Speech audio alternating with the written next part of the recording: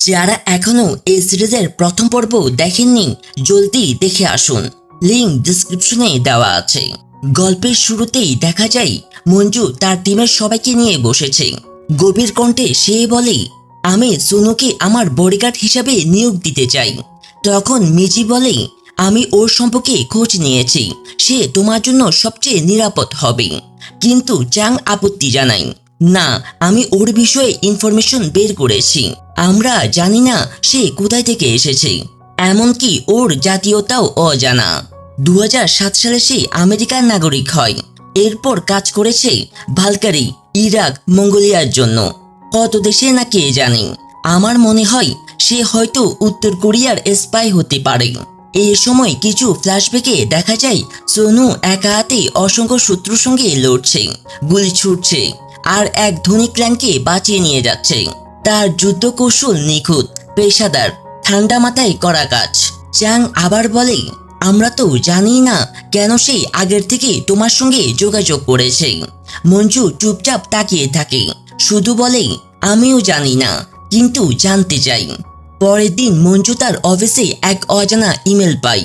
সেখানে লেখা, যদি তুমি তোমার মাকে বাঁচাতে চাও তাহলে তার নিরাপত্তার জন্য সোনুকে বেছে নাও। সে এমন একজন যে নিজের জীবন বাজি রেখে অন্যকে বাঁচায়। মেলের সঙ্গে একটা গল্প জুড়ে ছিল। 2008 সালে প্যারিসে এক নাইট ক্লাবে হামলা হয়। এক ধনকুপের মেয়ে সেখানে আটকা পড়ে। তখন সোনু কন্টাক্ট পায় মেয়েটিকে বাঁচানোর। আগুন, গুলি, বিশৃঙ্খলার মধ্যেও সে মেয়েটিকে আঁচল না লাগিয়ে নিরাপদে বের করে আনে। মেলে লেখা ছিল, তুমি যদি নিরাপত্তা চাও তাহলে একমাত্র বিশ্বাস করো সোনুকে। এরপর দেখা যায় মঞ্জু তার সহযোগী ডুজিং এর সঙ্গে নিউজ দেখছে। তারা জানতে পারে যে গনসিং বেজিং এ গেছে। ডুজিং বলে, হয়তো চীনের সাহায্য চাইতে, কিন্তু মঞ্জু সন্দেহ করে এখানে শুধু দূতাবাসের লোক আছে, চীনা অফিসার নেই। তাদের আলোচনায় আসে সিআইএ ডিরেক্টর নাকি আজ তাদের সঙ্গে দেখা করতে আসছে। ডুজিন সাবধান করে বলে, তারা মনে করছে তুমি বিপদে আছো। যদি মেট্রোর বোমা বিস্ফোরণটা আমেরিকা ঘটিয়ে থাকে তাহলে তুমি বাঁচবে না।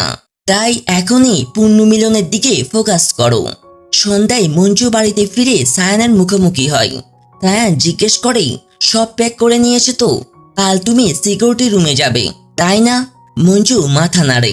সায়ান সাবধান করে, তুমি হয়তো সোনুর প্রতি অনুভূতি তৈরি করছো, কিন্তু ভুলে যেও না সে তোমার বডিগার্ড, কোনো প্রেমিক নয়। মঞ্জু ধীরে বলে, আমি শুধু জানতে চাই কেন সে আমাকে সাহায্য করছে, আর কেন জুনিক মারা গেল। পরের দিন মঞ্জু নতুন বাড়িতে আসে। পুরো বাড়িটাই হাই সিকিউরিটি সিস্টেমে ভরা। সোনু ভেতরে ঢুকে প্রতিটা ঘর তল্লাশি করে, তবে মঞ্জুকে প্রবেশ করতে দেয়। মঞ্জু দেওয়ালে একটা ছবি রাখে যেখানে সে আর জুনিক একসঙ্গে আছে।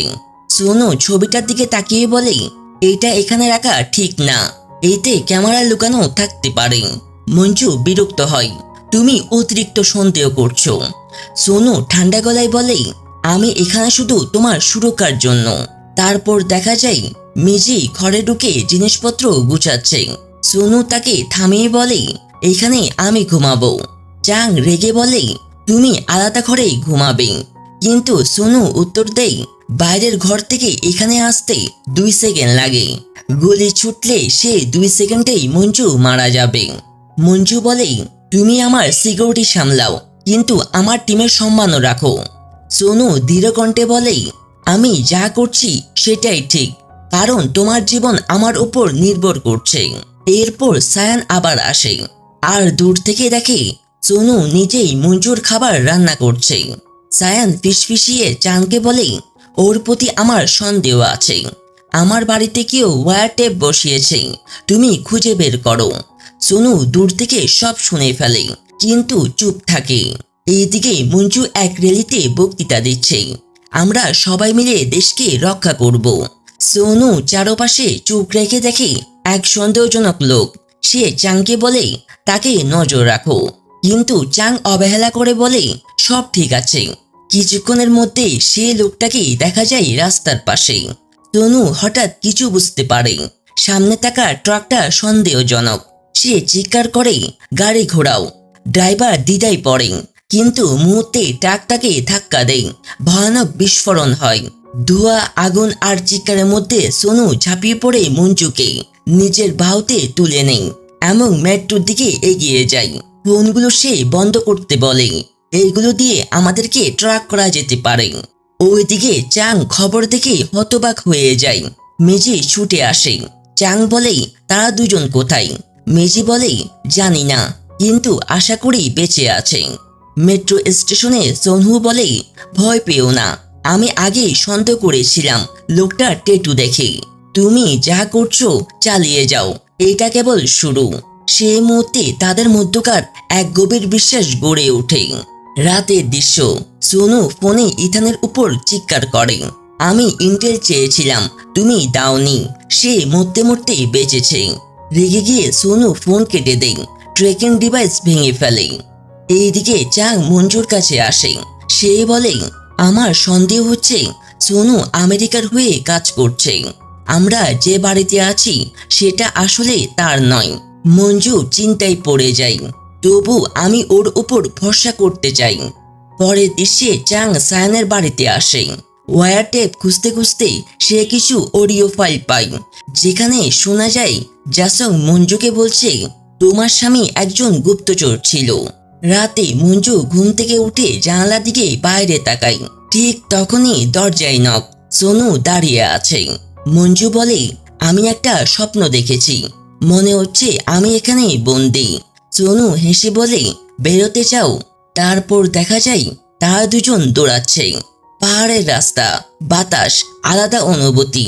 হঠাৎ মঞ্জু থেমে বলে, আমি জানি তুমি আমাকে বাঁচাচ্ছ, কিন্তু তোমার উপর বিশ্বাস করতে পারছি না। যদি গুলি আমার দিকে আসে তুমি কি মাঝখানে দাঁড়াবে? সোনু তাকিয়ে বলে, আমি বডিগার্ড, এটার জন্যই আমাকে প্রস্তুত করা হয়েছে। মঞ্জু নিজের গলায় থাকা ফাদারের দেওয়া ক্রুশটা খুলে ওর গলায় পরিয়ে দেয়। এটাই তোমার প্রাপ্য। এদিকে সায়াং চাংকে বলে, আমি বিশ্বাস করতে পারছি না আমার ছেলে এমন কাজ করবে। হয়তো সব দোষ আমার। সে চাংকে অনুরোধ করে মঞ্জুর তদন্ত করতে। রাতে সোনু প্রার্থনা করছে। তার কথা শুনে মঞ্জু গোপনে বসানো মাইক্রোফোন দিয়ে। কিছুক্ষণ পরে চাং ফোনে জানাই, আমি জুনিকের গোপন ফোন পেয়েছি। রাতভর চেষ্টা করে ফোন আনলক করে, আর ভিতরে দেখা যায় কিছু ভয়ানক তথ্য। পরের দিন সকালে চাং গাড়িতে বের হয়। মিজি তাকে অনুসরণ করছে। হঠাৎ সামনে একটা ট্রাক এসে পাইপ ছুড়ে দেয়। চাং দুর্ঘটনার শিকার হয়। হাসপাতালে মঞ্জু দৌড়ে আসে। চাং তার কানে ফিসফিসিয়ে বলে, তোমার স্বামী সত্যি একজন স্পাই ছিল। এরপর মঞ্জুকে জুনিক ফোন দেয়। ঠিক তখনই ফোনে আসে এক অজানা লোকেশন ও মেসেজ, আমি কাল যাচ্ছি, তাই আজকে এসো। মঞ্জু সে ঠিকানায় পৌঁছে যায়। দরজা খুলে সোনু বন্দুক হাতে প্রস্তুত। ভেতরে ঢুকে তারা দেখতে পায় দেওয়াল জুড়ে জুনিকের ছবি, পাশে এক ছেলে ও এক মেয়ে। ঠিক তখনই এক ছোট্ট ছেলে বলে ওঠে, মা এরা কারা? আর বেরিয়ে আসে এক মহিলা। সে হলো হানা, যে কিনা জুনিকের প্রথম স্ত্রী। দুজনের চুকাচুকি হয়। সে বলে, আমার নাম হানা, তোমার সম্পর্কে আমি সব জানি, কিন্তু তুমি আমার কথা কিছুই জানো না। মঞ্জু জিজ্ঞাসা করে, তোমার ছেলের বয়স কত? হানা উত্তর দেয়, 9 বছর। তার নাম ইউলং। তার বাবা সপ্তাহে 1-2 বার আসতো। তারা একসাথেই খেলতো। কিন্তু এখন ইউলং থেরাপিতে যায়, কারণ চার্চে সেই ভয়ঙ্কর ঘটনায় আমরা দুজনেই ছিলাম। সে তার বাবাকে সামনে থেকে মরতে দেখেছে। ফ্ল্যাশব্যাকে চার্চের দৃশ্য উঠে আসে। ইউলং গানের দলের সাথে দাঁড়িয়ে।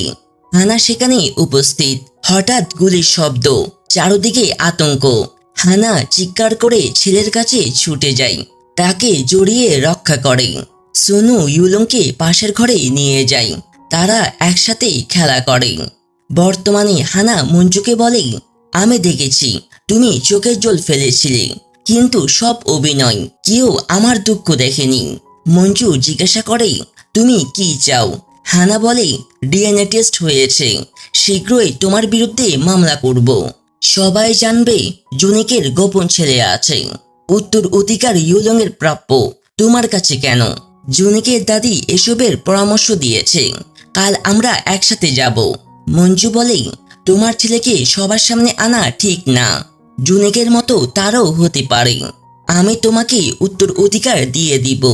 কিন্তু হানা অটল, যাই হোক আমি করবই। অন্যদিকে ইউলং পেন্টিং বানাচ্ছে। ইউলং যোগ করে, ট্রিপে গেলে আমি এগুলো বানাতাম। হানা আবার মঞ্জুকে বলে, তোমার সব অভিনয়। মঞ্জু উত্তর দেই, তুমি প্রথমবার হারিয়েছ, আমি তৃতীয়বার। হানা ক্রোধে বলে, তোমাকে ধ্বংস করব। মঞ্জু হানার বাড়ি থেকে বেরিয়ে যায়। পরে মঞ্জু বাড়িতে সায়ানার সাথে কথা বলে, চিৎকার করে, তুমি জানতে জুনিকের আরেকটি স্ত্রী আছে, কেন বলনি? সায়ান বলে, এটাই পরিকল্পনার অংশ। টাকা দিয়ে বিদায় করব, সে কাজে লাগবে। আমাদের চুক্তি আছে। মঞ্জু বলে, চুক্তি চাই না। এই বলেই পেপার ছিঁড়ে ফেলে। প্রেসিডেন্ট হওয়ার পেছনে তোমার উদ্দেশ্য কি? সায়ান এড়িয়ে যায়, আমাকে ছাড়া হতে পারবে না। মঞ্জু বলে, প্রেসিডেন্ট হব না, তোমার ট্যাক্স প্রতারণায় নোট করেছি। ফ্ল্যাশব্যাকে মঞ্জু সায়ানকে বলে, চুপ থাকো, না হলে জানো কি করব। তখন জুনিকের দাদি আসে। তুমি ইউলংকে দেখে এসেছো? সে ভালো তো? হানাকে বলেছি, সে আমার ছেলের মতো। তুমি কখনো এমন সুখ দাওনি। মঞ্জু মিজিকে কল করে বলে, উত্তর অধিকার সব ডোনেট করে দাও। দাদি অবাক, দাদি তাকে থাপ্পড় মারে। মঞ্জু হানার কথা মনে পড়ে, যে বলেছিল জুনিক তোমাকে ভালোবাসে না। শেষবার কবে ঘনিষ্ঠ হয়েছিলে মনে আছে তোমার? পরের দৃশ্যে মঞ্জু সোনুর সাথে এমন জায়গায় নিয়ে চলো যেখানে কেউ নেই। সোনু বলে, ঠিক আছে। তারা হাঁটে অনেকক্ষণ। মঞ্জু বলে, কিছু করতে চাই। এরপর শুটিং করে। সোনু তাকে রুমে নিয়ে যায়। যেতে থাকলে মঞ্জু থামায়। সোনু তার হাত দেখে, ব্যথা। প্রথমবার ম্যাসাল ব্যথা হয়, মেসেজ দেখায়, কিন্তু মঞ্জু পারে না। সোনু নিজেই করে দেয়। আস্তে আস্তে তাদের মধ্যে ভালোবাসার সৃষ্টি হয়। অন্যদিকে ডুজিং লাইভ পারফরমেন্সে স্টুডেন্টদেরকে বলে, আমেরিকা যুদ্ধ চাই, প্রতিবাদ করো, যুবকদের শক্তি এটাই। ডুজিং বাড়িতে যাচ্ছে। এক স্টুডেন্ট জিজ্ঞাসা করে, কোন দেশকে সাপোর্ট করো? ডুজিং বলে, নিজের দেশকে। ছেলেটা বলে, তুমি একজন আমেরিকার এজেন্ট। আরেকজন মাস্ক লাগিয়ে দুইজনেই মারধর করে। হাসপাতালে মঞ্জু আর সোনু ডুজিনকে দেখে। মঞ্জু জিজ্ঞাসা করে, কি হয়েছে? ডুজিন বলে, ঠিক আছে, বেজিংয়ে কিছু হয়েছে। সে 3টা সাইন বলে, আমেরিকা রেডিওতে গান বাজাবে, আমেরিকানরা চলে যাবে, 12 ঘন্টা পর বোমা পড়বে। অর্থাৎ আমেরিকা শীঘ্রই যুদ্ধ করতে চায়। কিছু অজানা লোকেরা আসে। ডুজিন স্পাই নিয়ে যাব। সোনু লড়াই করে সবাইকে হারায়। ডুজিন বলে, চলো, হুইল চেয়ার লাগবে। তারা নিয়ে যায়। মিজি মেসেজ করে, কিছু জেনেছি, এসো। সেখানে মিজি বলে, জুনিকের গোপন ফোন দেখেছি, পাসওয়ার্ড 15 অক্ষর দিতেই ল্যাপটপ খুলেছে। চ্যাটে জুনিক আর অ্যান্ডারসন মিলার বলেছে সাবমেরিন নেই, মিথ্যা। 3 ওয়ার্কারকে জিজ্ঞাসা করতে চেয়েছি, কিন্তু একে অপরকে মেরে শেষ করে দিয়েছে। কিন্তু মৃত্যুর আগে একটা নাম বলেছে, নাম স্টেলা ইয়াং। সে ইম্পোর্ট করছে সাবমেরিনের জিনিস। সে 10 বছর আগে সাউথ কোরিয়া গিয়েছে, খুঁজে বের করো তাকে। জুনিকে লাস্ট মেসেজ ছিল, হয়তো জানি স্টেলা ইয়াংকে, কথা বলে সমাধান করব। তারা খাবার খায়, নিউজ দেখে। মঞ্জু ডুজিনের ওই পেপারটা মিজিকে দেখায়। মিজি জিজ্ঞাসা করে, কি করব? এইদিকে গনসিন চার্চে প্রার্থনা করে, কনফেস করে। সামনে মঞ্জু। গনসিন বলে, যুদ্ধ হবে, তুমি জানো। মঞ্জু বলে, আগে সাপোর্ট করেছি, এখন না। লোকদের সাহায্য করো, যুদ্ধ থামাও। গনসিন বলে, তুমি লাকি, পালিয়ে যাও, আমেরিকানরা তোমাকে মারতে চায়। মঞ্জু চাইনিজ অ্যাম্বাসেডরের সাথে মিটিং করে। যুদ্ধ কেন চাও? লোকটা বলে, সবাই চাই, থামানো অসম্ভব। মঞ্জু বলে, আমি থামাবো। সোনু তাদের কথা শুনে। পরে সোনু মঞ্জুকে ফেস্টিভ্যালে নিয়ে যায়। মঞ্জু স্পিচ দেয়, আমেরিকা আক্রমণ করবে। গোসিন বাংকারে লুকিয়ে গেছে, তাকে বাইরে এসে দেশের মানুষদেরকে রক্ষা করতে হবে। লাইভ ইন্টারভিউতে মিলার বলে, কোনো সাবমেরিন নেই, আমেরিকা ইচ্ছে করে যুদ্ধ চাই। নিউজ ছড়িয়ে পড়ে, স্পাই মঞ্জুকে লক্ষ্য করে মারার জন্য। লোকেরা ধরতে আসে, সাইরেন বাজে, ফেস্টিভ্যাল বন্ধ হয়। সোনু গাড়ি নিয়ে রক্ষা করে পালায়। সাইবার গুলি করে, মঞ্জুর হাতে লাগে। সোনু রুমাল দিয়ে বলে, চেপে ধরো, গোপন জায়গায় নিয়ে যায়। তারপর সোনু নিজেই ব্যান্ডেজ করে দেয় মঞ্জুকে। গোসিং প্রেস ব্রিফিংয়ে বলে, বাংকারে লুকায়নি, তোমাদেরকে রক্ষা করব। এদিকে মঞ্জু বলে, কবে ঠিক হব? সোনু বলে, 2-3 সপ্তাহ লাগবে। আমরা দেখি একটা জাহাজ থেকে প্লেন উড়ে, হয়তো যুদ্ধের বিপদ সংকেত। মঞ্জু বলে, ফায়ারিং করতে চাই এক হাতে। সোনু শিখায়, নিশানা ঠিক হয়। খাবারে মঞ্জু বলে, হানার প্রতি হিংসে হয় আমার। ছেলেটি আমার হওয়ার কথা ছিল, তবে সেটা তার কাছে আছে। মঞ্জু বলে, তোমার ফ্যামিলি নর্থ কোরিয়ায় কেন যাওনি? সোনু বলে, যুদ্ধ হলে ভালোবাসার মানুষের সাথেই থাকবো। বুলেটটি তোমার লাগলো, আমার খাবার উচিত ছিল। এই কথার সাথেই তারা প্রথমবার একে অপরকে কিস করে। মঞ্জু রেডিওতে একটা গান শুনে, এটার মানে হলো যুদ্ধ শুরু। হঠাৎ তার মুখটা গম্ভীর হয়ে যায়। সে সোনুর দিকে তাকিয়ে বলে, আমরা যুদ্ধটা ঠেকাতে পারিনি। সে বলে, এমন ভান করো যেন এটা একটা সাধারণ দিন। তারা একে অপরকে কিস করে, কাছাকাছি আসে। ঘরের ভেতরে তাদের মধ্যে আরো ঘনিষ্ঠতা বাড়ে। সোনু বলে, যুদ্ধ হোক বা না হোক আমার কোনো চিন্তা নেই, আমি শুধু তোমার সাথে এখান থেকে পালিয়ে যেতে চাই। মঞ্জু বলে, আমিও ঠিক তাই চাই। এদিকে আমেরিকা থেকে তাদের উপর একটা বিমান হামলা পাঠানো হয়, কিন্তু মঞ্জু আর সোনু একসাথে মিলে সে আক্রমণ ব্যর্থ করে দেয়। পরে তারা একে অপরকে জড়িয়ে ধরে। মঞ্জু জিজ্ঞাসা করে, তুমি কোথায় যেতে চাও? সোনু উত্তর দেয়, একটা বিশাল মরুভূমিতে। তখনই তাদের কল্পনায় আমরা দেখি তারা মরুভূমিতে বসে আকাশে তারা গুনছে, গল্প করছে। মঞ্জু তার অতীতের একটা দুঃখের গল্প শেয়ার করে। সে বলে, আমার মা একটা ছোট্ট দোকানে সারাদিন খেটে কাজ করতেন, রাতে বাড়িতে ফিরে শুধু ঘুমিয়ে পড়তেন। আমি সবসময় তাকে রক্ষা করতে চেয়েছি, কিন্তু পারিনি। সোনু জিজ্ঞাসা করে, তাই কি তুমি এই যুদ্ধ থামাতে চাও? মঞ্জু হ্যাঁ বলে উত্তর দেয়। সিন কাট হয়। আমেরিকায় একটা গুরুত্বপূর্ণ মিটিংয়ে যায়। সেখানে সাবমেরিন বিষয় নিয়ে আলোচনা চলছে। প্রেসিডেন্ট বলে, আমি জানতামই যে সাবমেরিন সত্যি আছে, এখন আমরা কি করব? এইদিকে অ্যান্ডারসনের ভিডিও ছড়িয়ে পড়ছে, আর তাকে থামাতে হবে, না হলে আমাদের সমস্যা আরো বাড়বে। অন্যদিকে গোসিং টিভিতে নিউজ দেখছেন। নিউজে বলা হচ্ছে, গত রাতে আমেরিকা এখানে যুদ্ধ করতে চেয়েছিল, কিন্তু তাদের অস্ত্র নিষ্ক্রিয় করা হয়েছে। তখনই গোসিং এর কাছে একটা ফোন আসে, সম্ভবত অ্যান্ডারসনের। সে বলে, আমি এখানে যতটা পারি পরিস্থিতি সামলাবো, কিন্তু তুমি মঞ্জুকে সাহায্য করো, তার জীবন বিপদে। পরে গোসিং তার দেশের জন্য একটা বক্তৃতা দেন। তিনি বলেন, গত রাতে আমরা আমাদের দেশকে রক্ষা করেছি, ভবিষ্যতে যদি আরো হামলা হয় আমরা সবাইকে সুরক্ষা দিব। মঞ্জু গোসিং এর কথা শুনে বলে, দেখে মনে হয় সে সত্যি দেশের জন্য চিন্তিত। তখনই মঞ্জুর কাছে মিঞ্জির ফোন আসে। সে বলে, চাং জেগে উঠেছে।